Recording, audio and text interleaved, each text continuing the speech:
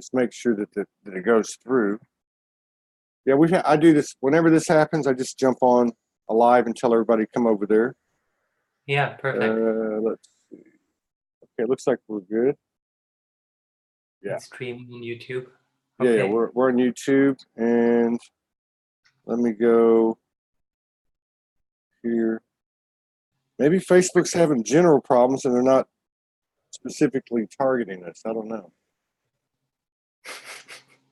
All right, here we go. Live. All right.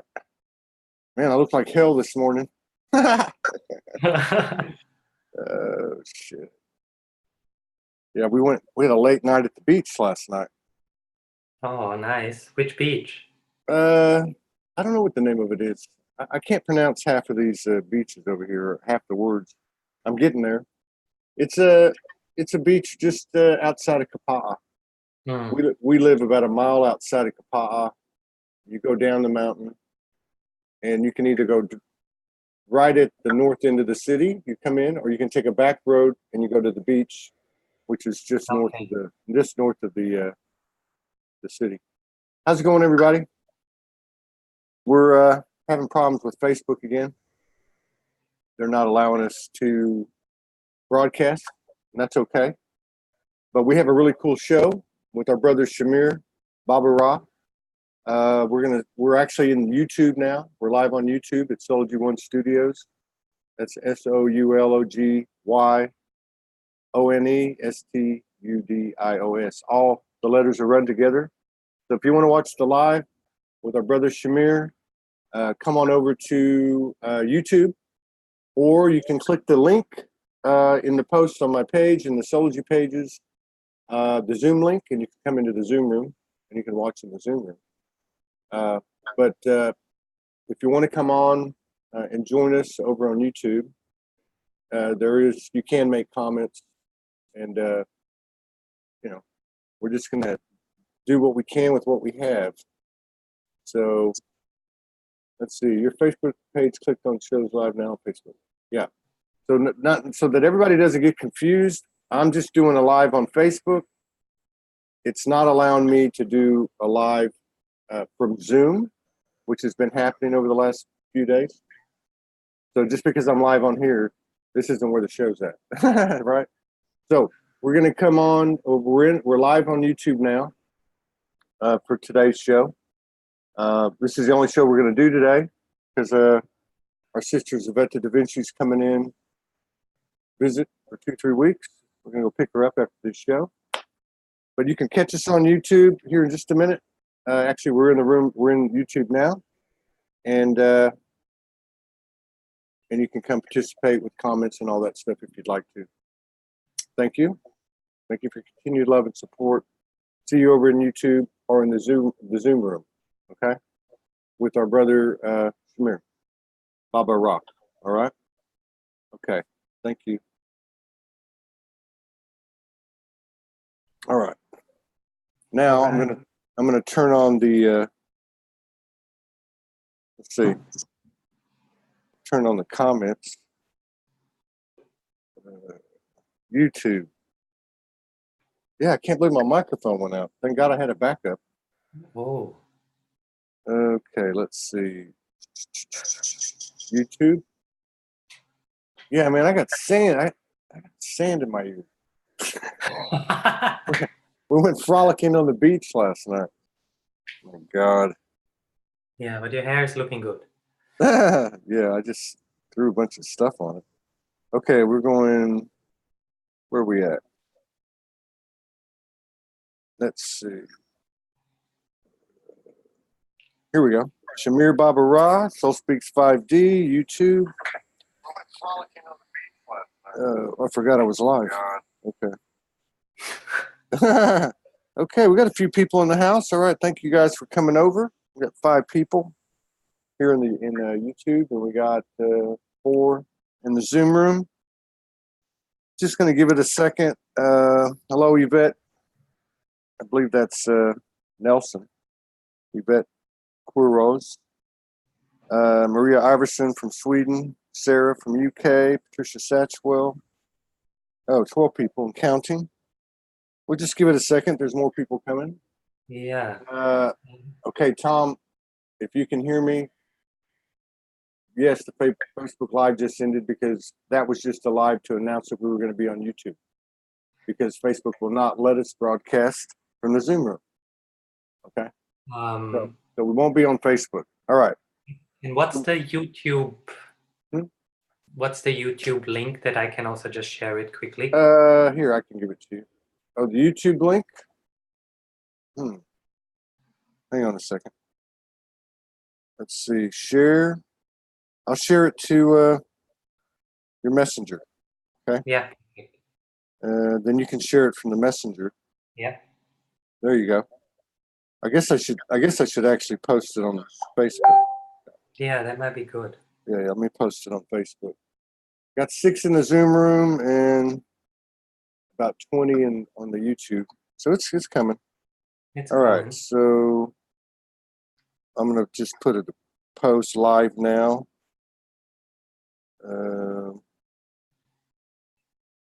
Okay. And all right. Okay. What is this? Okay, we'll go to YouTube. YouTube looking good. Into. Okay. Thanks, Tom. Okay. Okay. Let's see.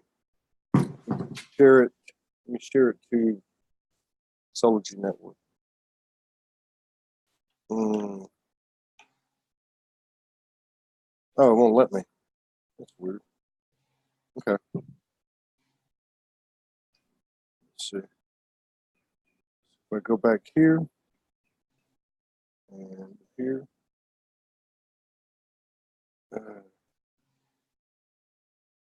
Okay. Maybe it's just electronics. Oh.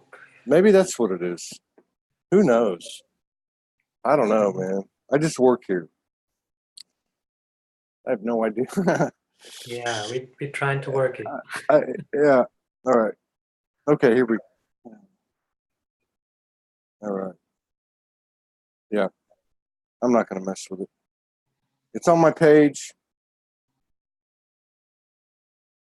You got 13 in the house.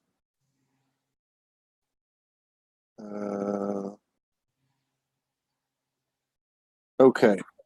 Paula Skelton, Susan Baxter Fitz, Jam's World. Who did I miss? Sarah. All right. Got 13 in the house. If these shows resonate, and 7 in the Zoom room. If these shows resonate, please share. We would appreciate it. Thank you for your continued love and support, contributions that allow us to keep doing what we're doing. And that's a big thank you from me and Morgan and everybody at the Soulogy team. We got a part 2 remix, whatever you want to call it, with our brother Shamir. I'm going to catch up with him, see what's been happening in his world. I think he's been traveling a little bit. I'm not really sure. I think Morgan said he's been traveling, so we're going to find out. Please share this in this case, because we couldn't get onto Facebook. If you don't mind, share it. If somebody would share it to the Soulogy group, I really would appreciate it. All right. Welcome back, Shamir. Sorry about all the technical difficulties, but that usually means that we're going to have a great show. So I got no problem with that. How you been? Oh, how have I been? That's a big question. There's been a lot that happened since the last time we spoke. Yeah. Yeah. What happened? The last time we spoke, and it was the first time that we spoke last time, and I had no idea what would unfold, what would come out, and we spoke a lot about like union and relationship. And I shared as well about my journey to Australia and certain parts of like the challenges in the relationship. And yeah, the relationship ended. And Wow. yeah, that's big. And Wow. yeah, now just sharing about it. It's still tender. It's Wow, man. That's a courageous statement to make in front of everybody. I honor your courage. I mean, I know it comes from a place of love, and wow. it's, what should I say? I was a little bit nervous today as well, before going online, because there's so many pieces that we can talk about and that I could share. But the last time that just came up, and I wasn't sure what's going to happen, how things are going to unfold today. Yeah, so as it's still tender to my heart, yeah, there was a little bit of like nervousness in the field of what is going to come up today. And what should I say? Like I'm happy to go in and to share about certain pieces, but yeah, out of respect and honor of Henrietta, like I can't unpack many layers and many pieces. No. But yeah, life has brought me back to Glastonbury right now. So I left about a month ago, Australia, and was in London for a little bit, and then came back to Glastonbury, which was my home before I went to Australia as well. And just recently, like 2 days ago, wow, unpacked my suitcase for the first time since I left Australia, and being like on the go, on the move. I hadn't been really able to drop in and feel the transition on all levels. And when that happened, like the unpacking of the suitcase and like landing and being here, a lot of inner layers and pieces came up. Like I took my rattle and played the rattle and just was guided to do the Ho'oponopono. And just with that, like, a lot of tears came out, and a lot of realizations, a lot of love, a lot of forgiveness. Yeah, quite sorry that I'm laughing. Sometimes the laughing is like it's like a presentation, I totally understand the laughing. Believe me, I just I'm at a little loss here. Somebody says you are held, brother. I think it's so important that more than anything that we share our experiences that we're comfortable with sharing. Some things you don't share. So I'm a little bit shocked by what's happened to you, and also that you're brave enough to discuss it at the level you're comfortable with. It's important. Everything that's happening right now is very important. You seem to have held your perspective. You seem to be. I mean, I can feel the tenderness. I can feel it. But you seem to be,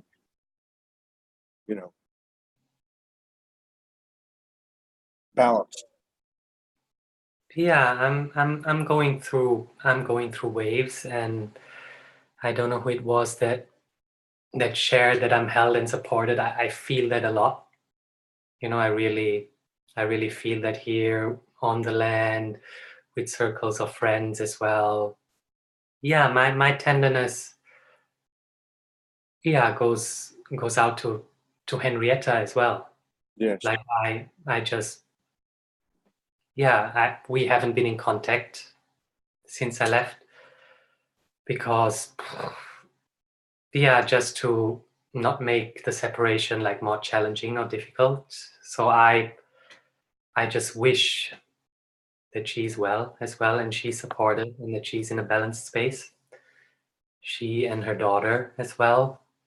And with that coming up, it was like interesting. There was like a good friend, he just visited before the interview started, and I was sharing with him, I'm not sure what's going to unfold, and I told him maybe I'm just going to share about my mother wound. Like in that process, like playing the rattle and doing the Ho'oponopono, like deep pieces related to the journey with my mother came up as well. And yeah, feels like now is a time for me to also give myself permission to alchemize another layer of that process. So I'm very blessed to be here on this land, which is very much dedicated to the divine feminine. Yes. And maybe a little bit of a background, if you don't mind me sharing, like about like the journey with my mom. Yes, of course. And it was interesting. I got like the message that she was in hospital when I was on Kauai, like 5.5 years ago. And I felt like something big was going on. And I left Kauai, went back to Austria, and she was diagnosed with cancer. My mom, at that time, I just moved to Bali. My life started like grounding and blossoming, but then like life pulled me out of Bali and put me on this whirlwind tour. And I spent a lot of time in Europe, in Austria with my family, and was like the main support for my parents and for my mom. Like I was the closest person in her life. Yeah, and 2015, now it's 2019, like it's more than 3 years ago. Like after battling cancer for 2 years, she left her body, a physical vessel. And there's been so much going on. And somehow I feel like what has come up right now, that I haven't, like there are still layers of the grieving process that I'm still in, and that I didn't give myself full permission to feel. And these layers were playing out in the relationship, of course, as well.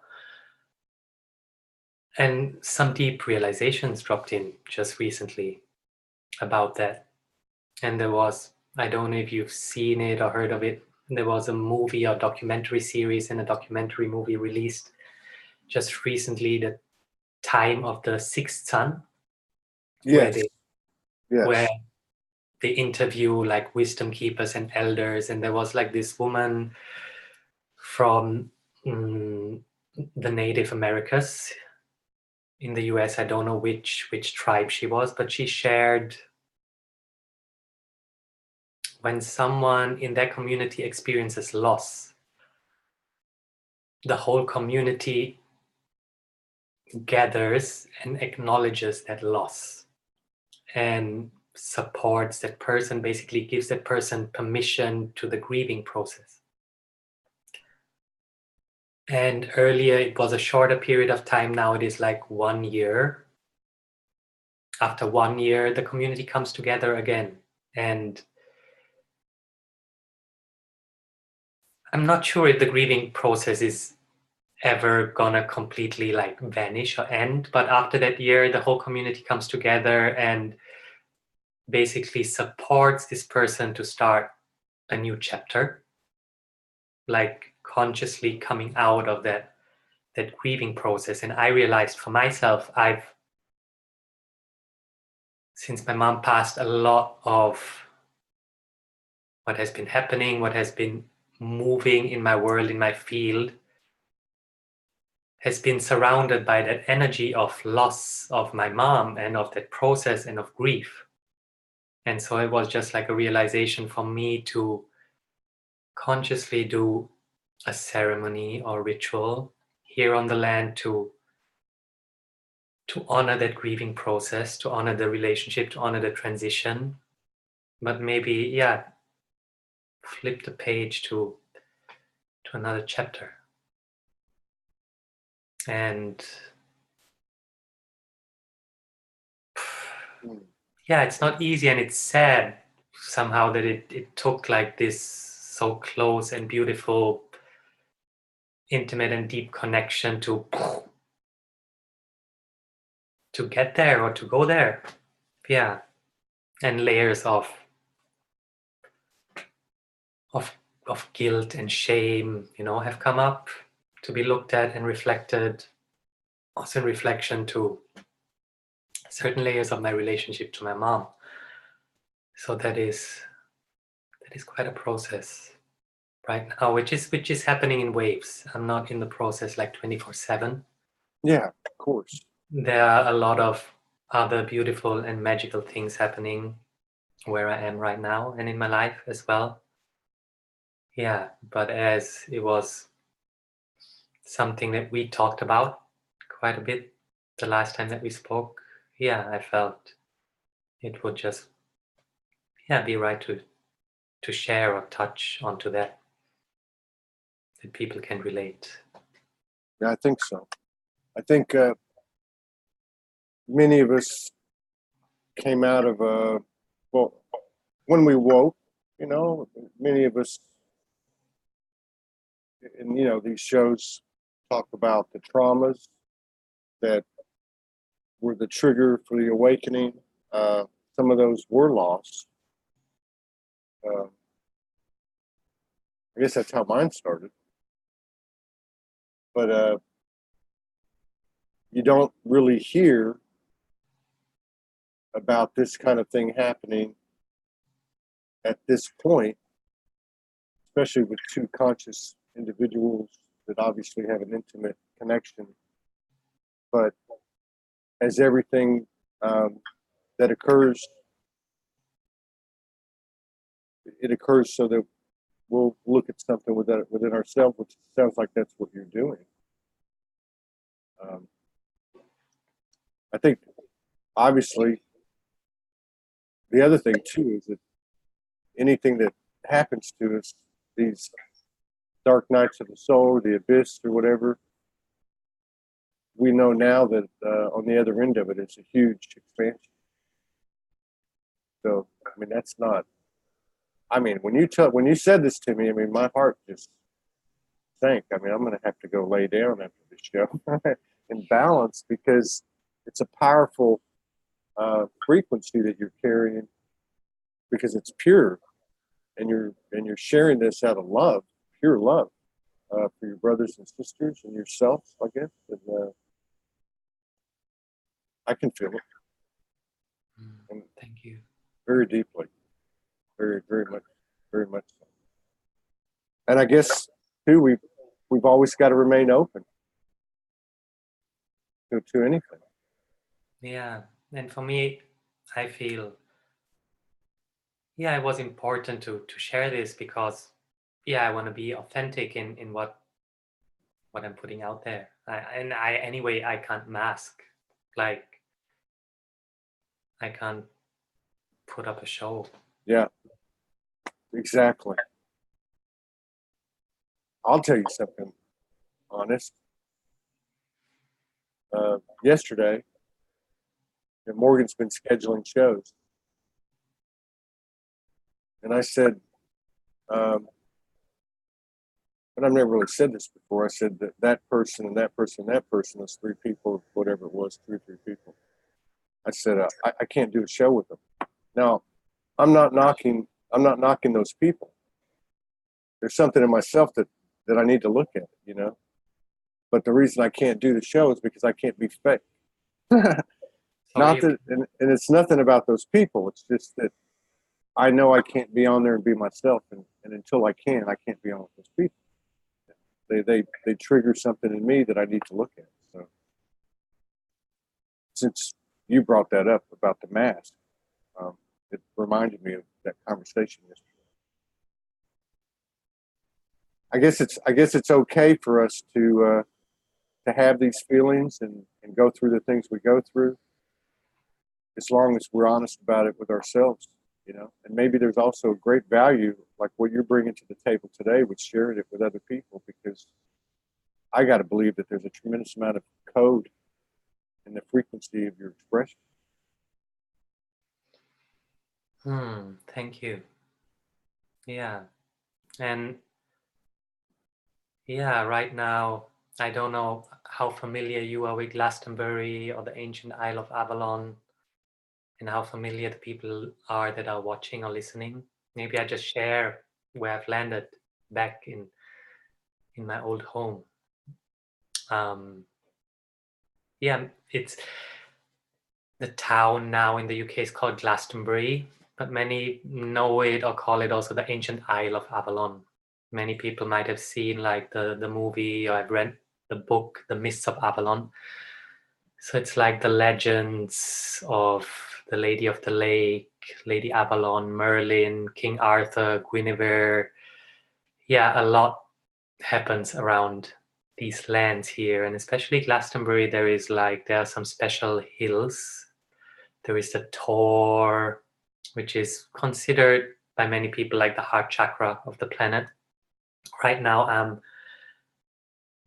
at the site of Wiriel Hill, which is also called Dragon Hill, which was one of the most sacred sites for the ancient druids of this land. And this land is very, very powerful because a lot of like grid lines and ley lines intersect here on this land.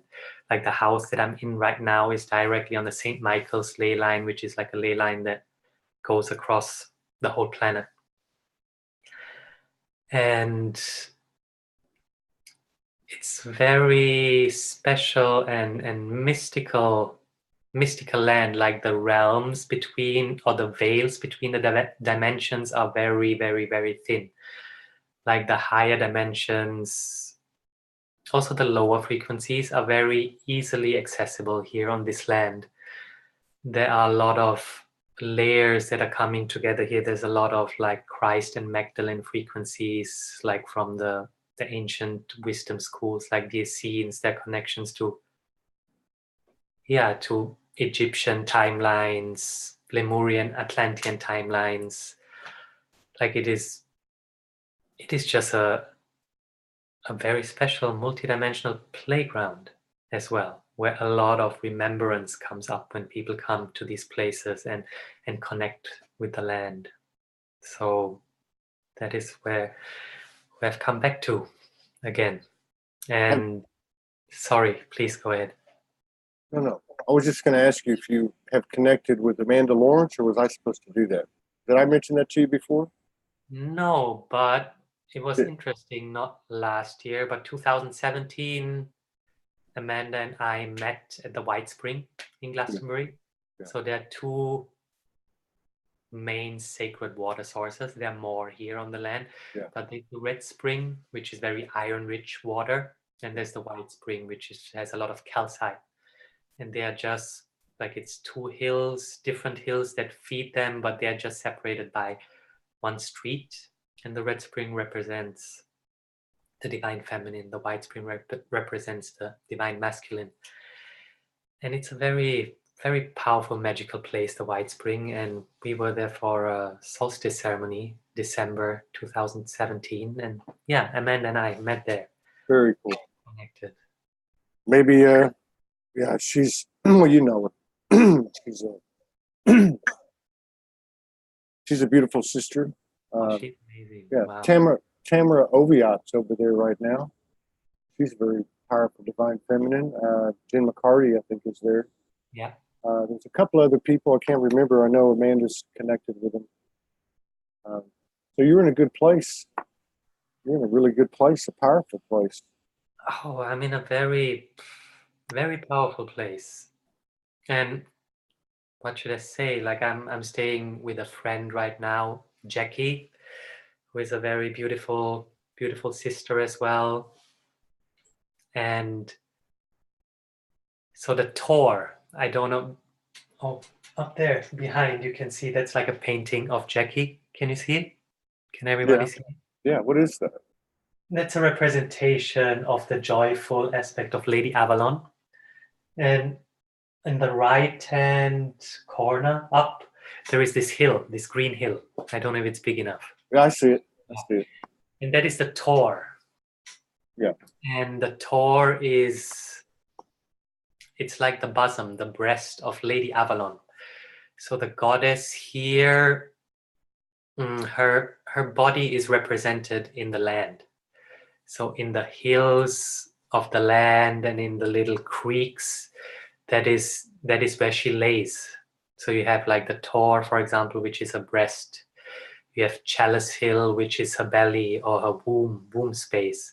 So different parts of the land are representations of the goddess of this land, and there's a very strong and direct communication with her if you are introduced in the right way. So when I came here the first time, like everything just lined up and was taken care of, and I got introduced by Jackie. There's a lot of like paganism here as well that is practiced, so she has been in that tradition for quite a while. So she introduced me to Lady Avalon and her different aspects. So during the cycle of the year, different aspects of Lady Avalon come in, and we just recently had Beltane celebration, which is like the beginning of the summer, where you plant the seeds into the soil.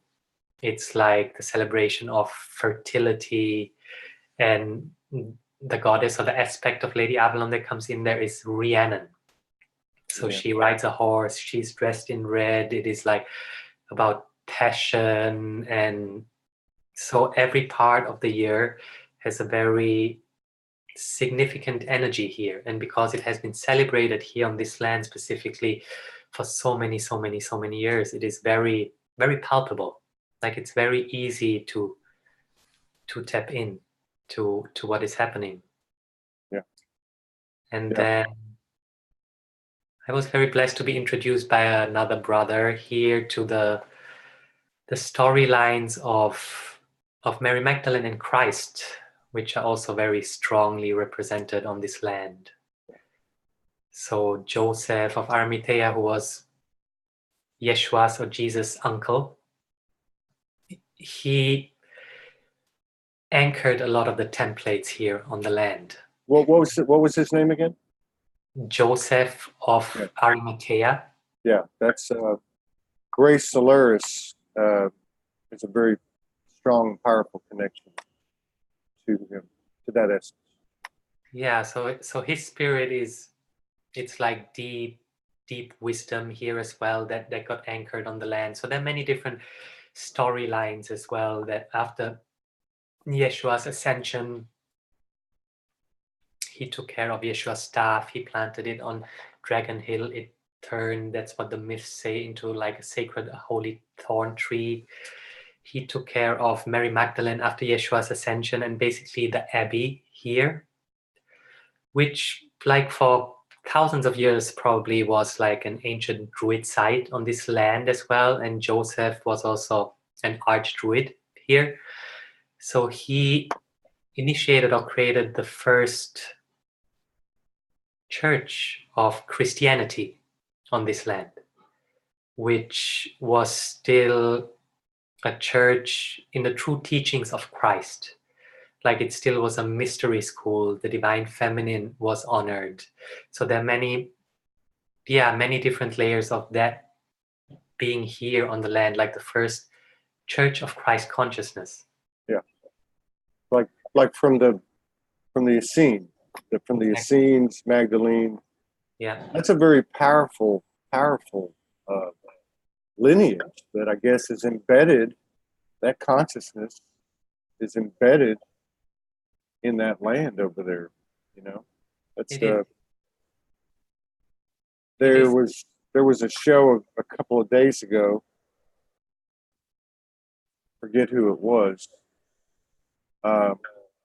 It was a sister, and she was talking about that Beltane. Is that what it is? Yeah. Because I was talking to her about Morgan and I last week or so experienced physical perioscoma. And the guest said that this Beltane was bringing that energy, which for me feels like that Jesus Magdalene energy.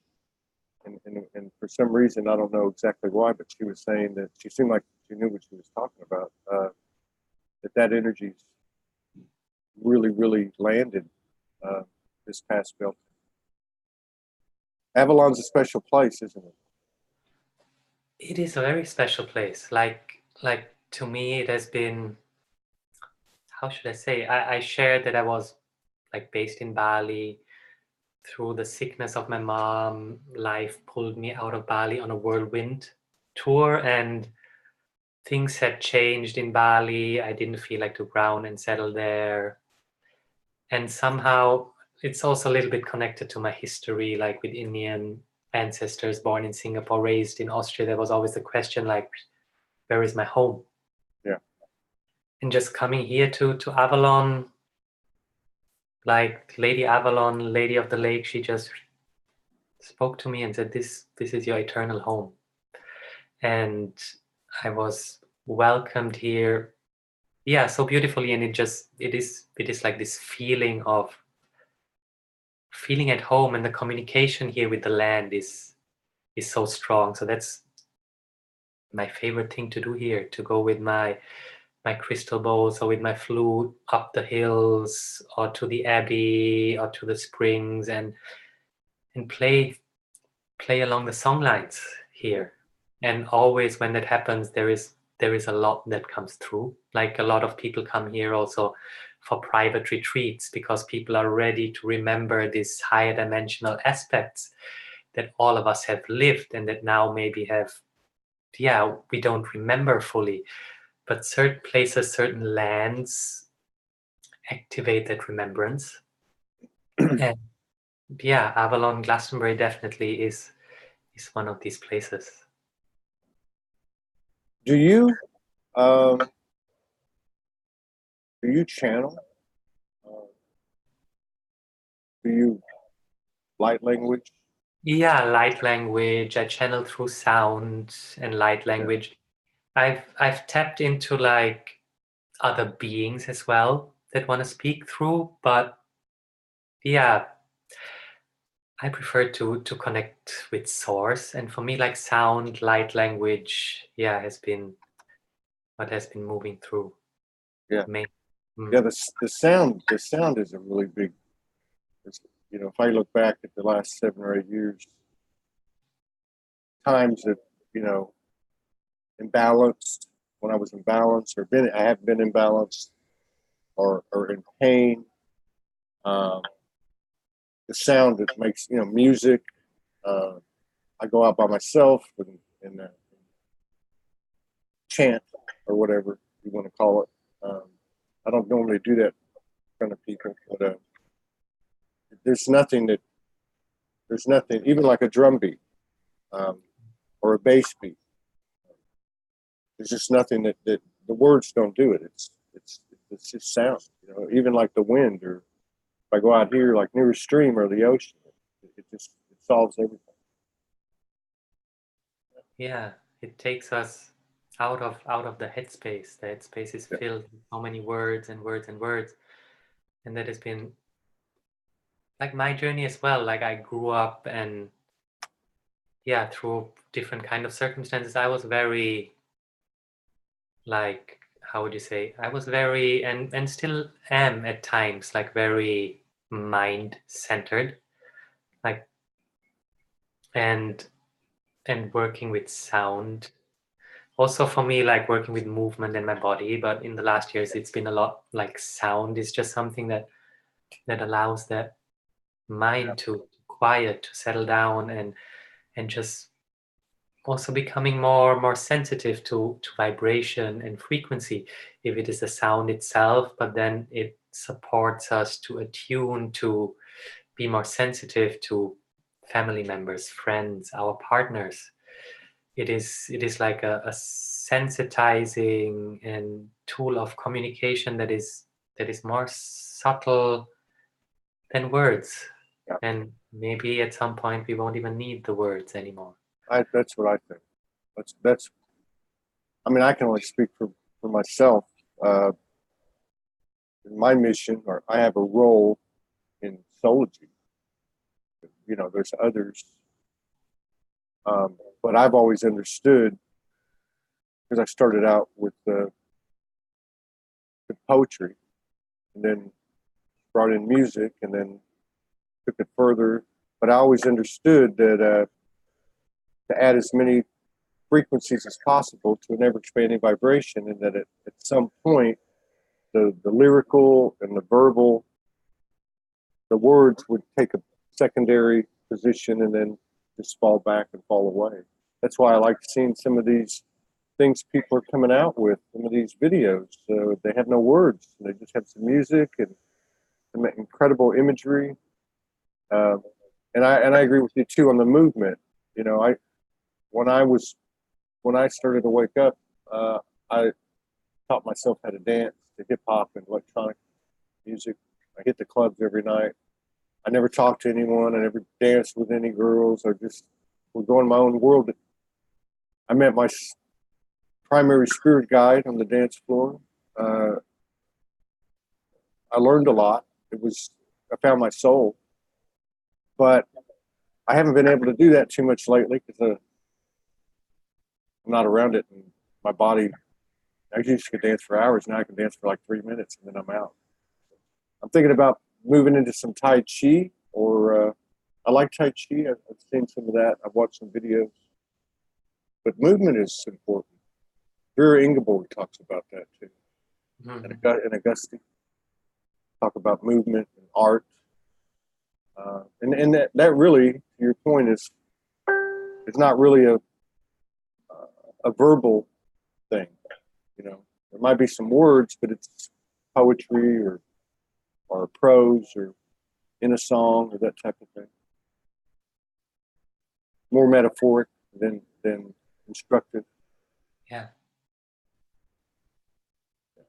I feel for you, brother. I really do. I'm not just saying that. I can feel your emotion. I can feel your soul, your heart, and I do this a lot. I mean, there's always a connection with the higher self. I'm aware of it. Sometimes I get surprised.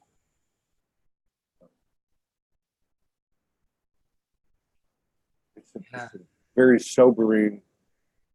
A very sobering connection. Yeah, and it is.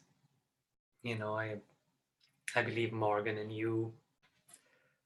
He just froze up. Yeah. Oh, there you are. You're back. Okay.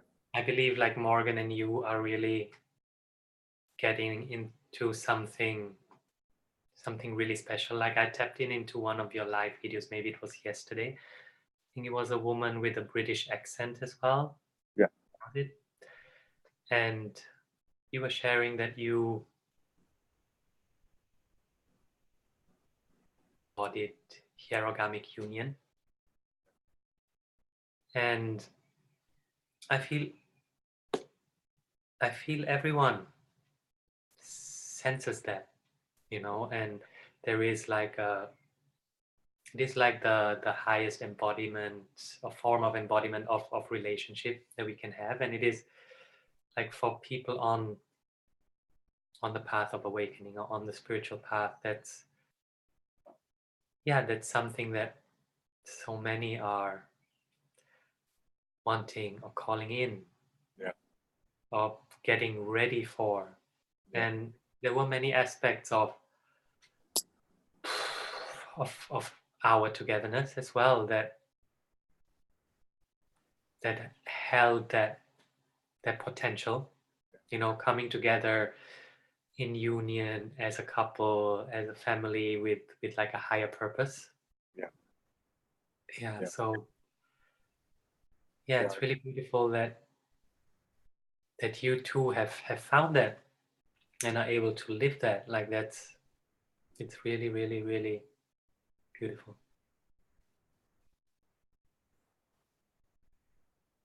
Yeah, you know,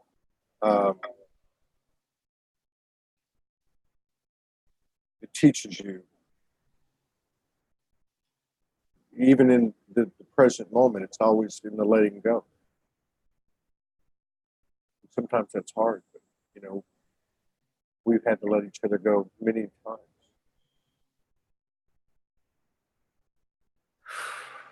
And that's the truth. All we have is right now, right?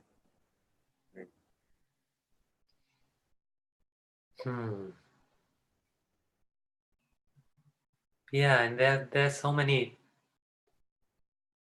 aspects as well of who we are, that I feel we are maybe aware of a little bit, maybe fully, maybe many aspects that we are not aware of. And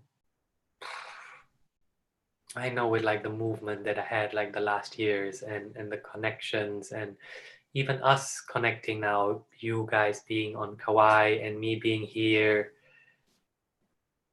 there are many layers of frequencies that are transmitted and information that is being transmitted, like between the fields of consciousness that like this portal holds here right now, and that Kauai holds, and in the same way what happened in Australia and along the last years for me, where it was like a global pilgrimage.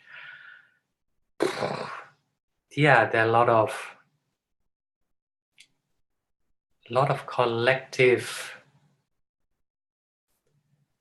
how should I say, pieces in the collective field that some of us, I feel, have signed up to clear out, to bring into awareness, to clear within ourselves, who have come here like with a devotion and dedication to support like this awakening on the planet.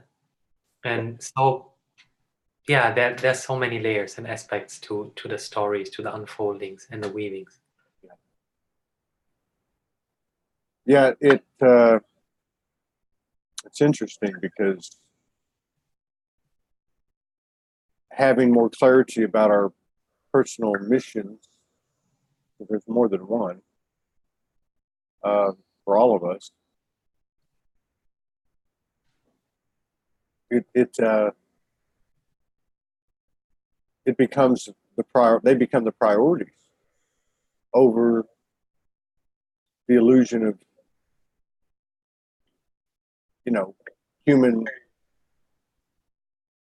the false part of human relationships, the roles we played and the labels we carried. But it doesn't make it any easier on the emotions. But I think it's only going to get better. It's always going to get better.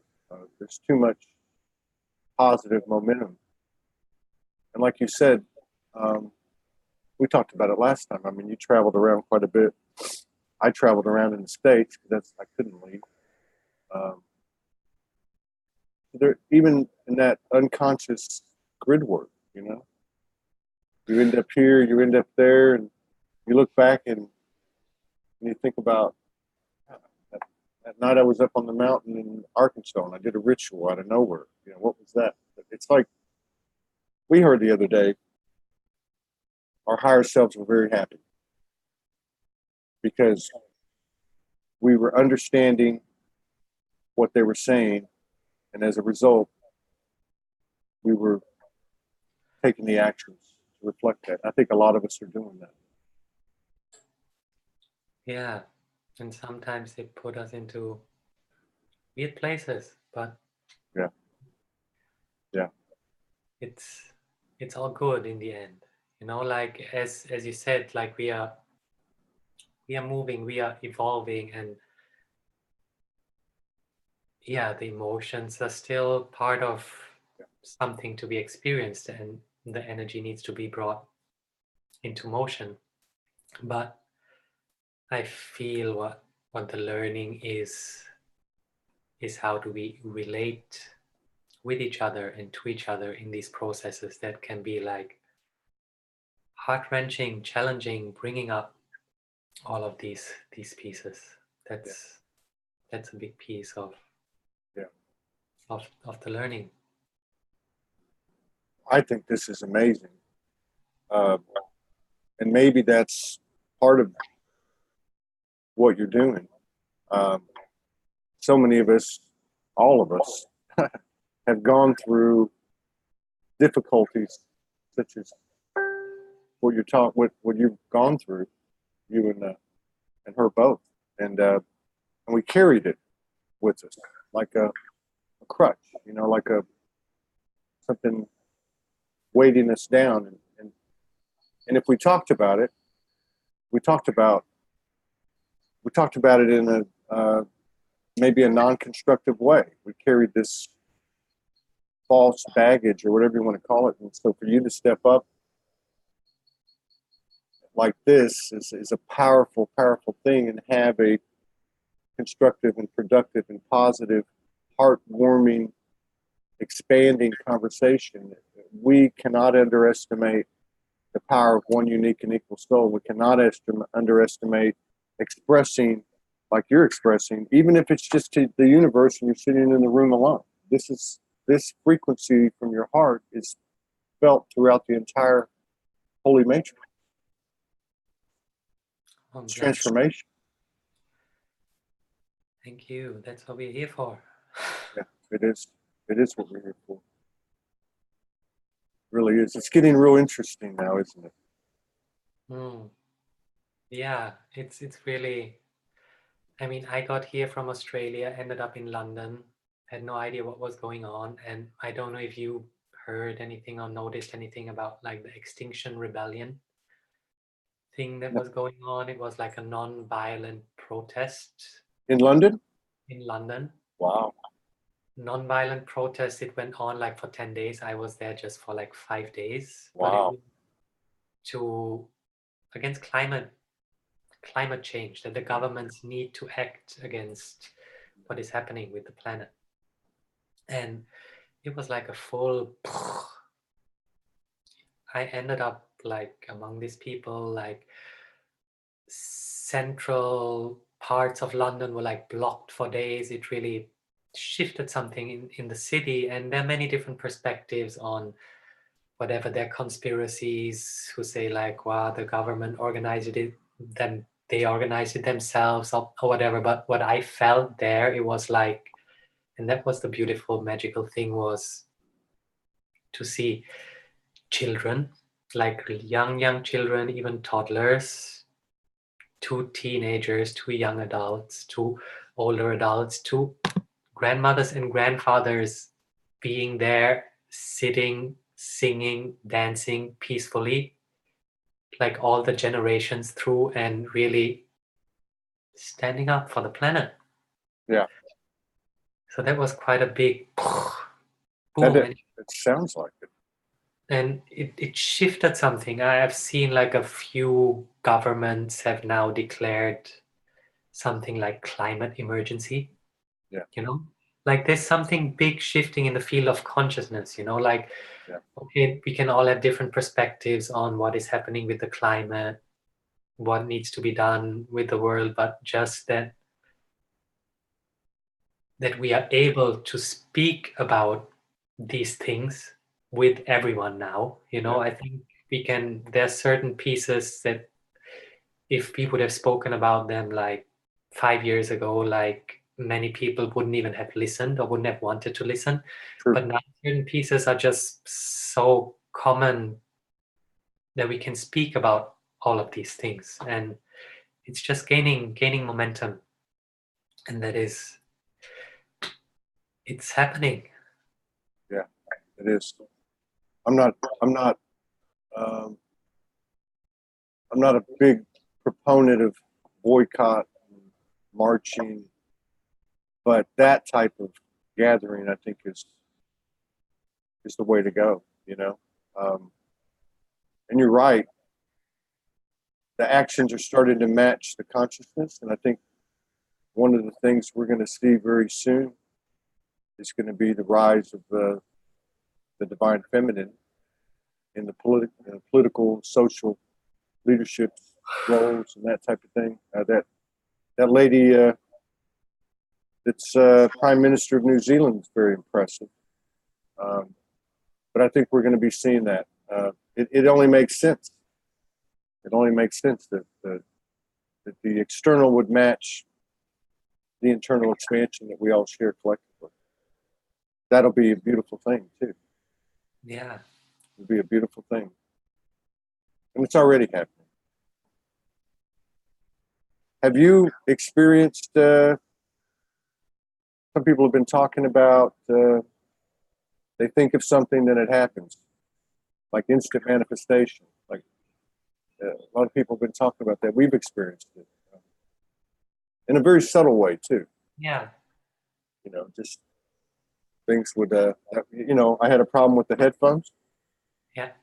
you know, and right before Morgan returned, I was thinking to myself, I need to get a pair of headphones. Well, these are $30, and I didn't want to spend $30. Trying to still fight that lack and abundance thing, right?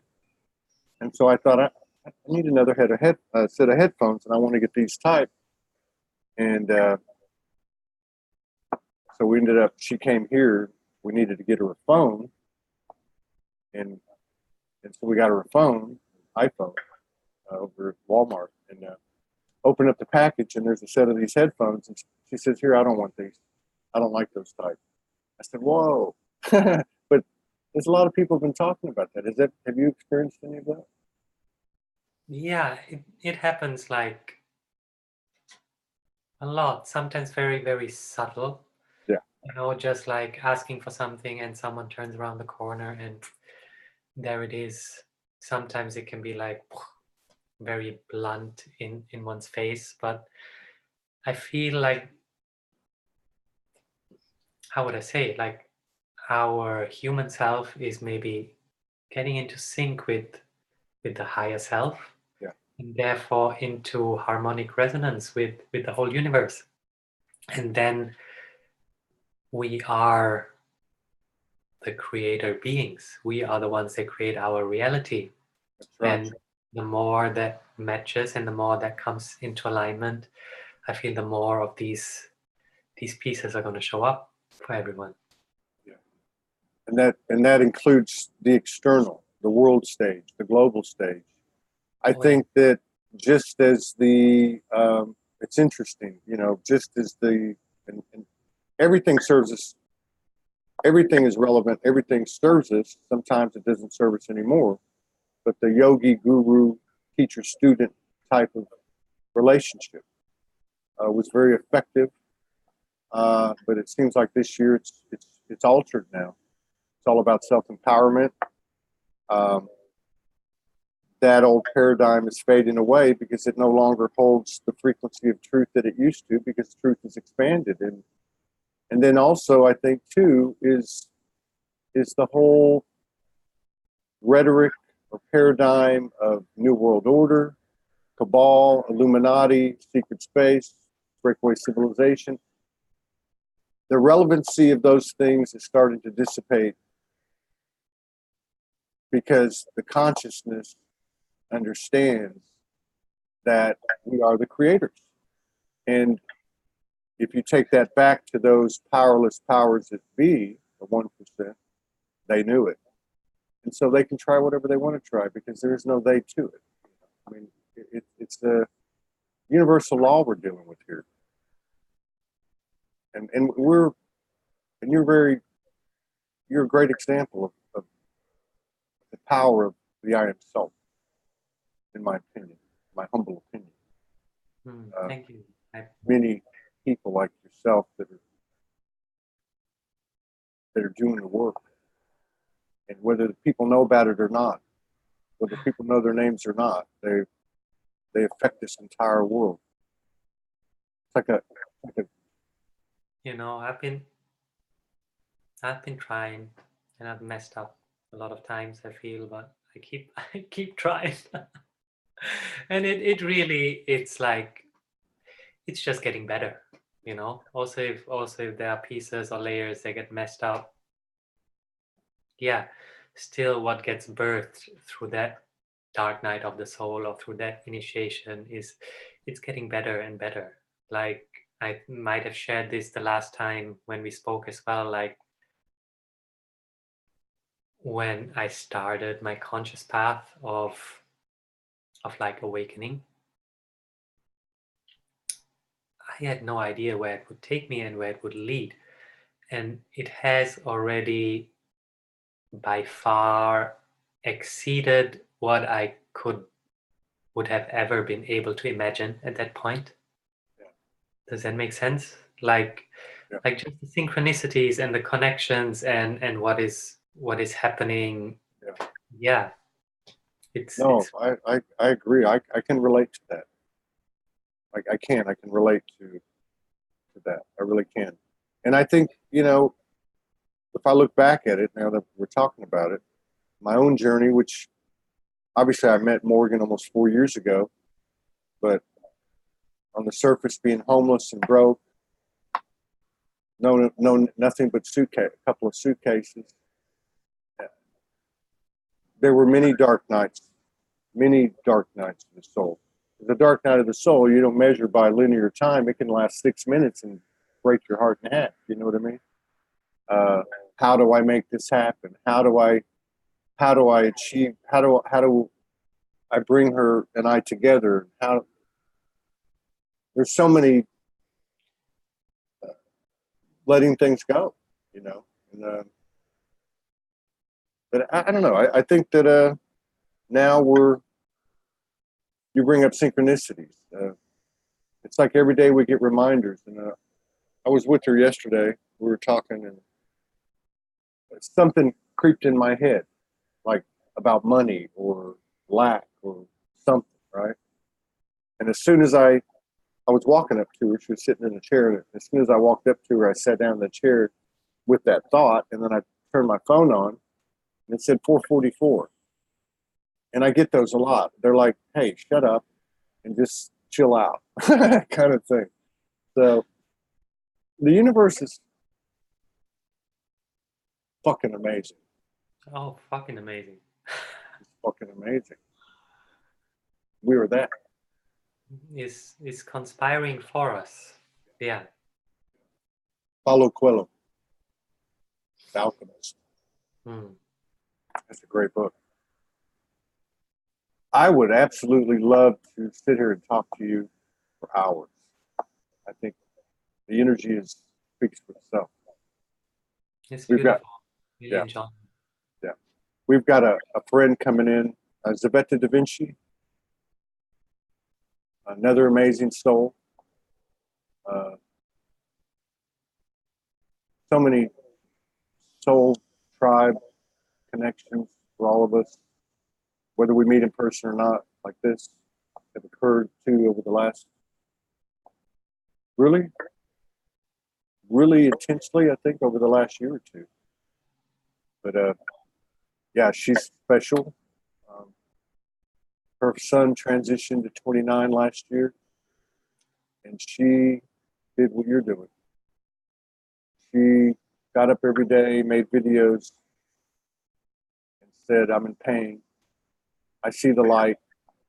I feel the darkness. I'm going to share this with you.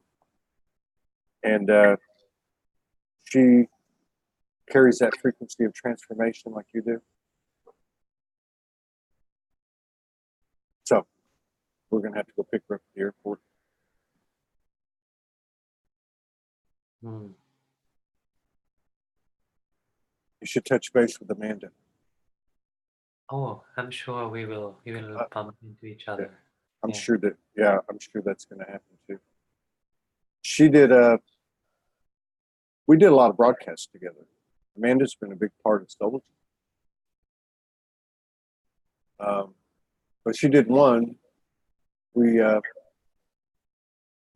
did one, and it was I don't remember what particular Stargate or portal or energy or date, but anyway, she did we broadcast from the tour. Ooh. Yeah, and very, very powerful place, very powerful. In fact, I remember there were some blue kind of rays coming through. We've had some things happen on some of the broadcasts, like Gray Solaris almost disappearing and different things. But I remember that day, and there was like some blue flame or Archangel Michael stuff going on, and on the video, and then some pictures that she took. So something about the locations that we're in that's real important too. Yeah. It really is. So I just want to say thank you for carrying the energy of transformation and honesty, the brutal honesty of the soul. As Morgan says, love isn't always pretty. Sometimes it's yeah. But I feel for you. And I wish you the best, and I look forward to collaborating with you again. Thank you, Todd. Really, yeah, enjoy this connection as well. Yeah. Appreciate it. Yeah. Yeah, honor it also, all that you bring through while you communicate with so many people. Yeah, the way that you are able to sense and feel into the people that you speak with. And Morgan holding the field in the back. Yeah. You got that right. That's a good description. That's a great description. Yeah. It's interesting. Morgan Le Fay is also, yeah, Lady Avalon. Or Yeah. Morgan. Lady Avalon. Yeah. Yeah. When I met her, we talked on the phone right when I met her. She didn't talk to people on the phone, but for some reason she let me talk to her. As soon as I heard her voice, all I could see was Merlin. Oh, wow. Merlin's daughter, Morgan Le Fay. Yeah. I remember that. Wow. See you later, brother. Much love, many blessings. Thank you.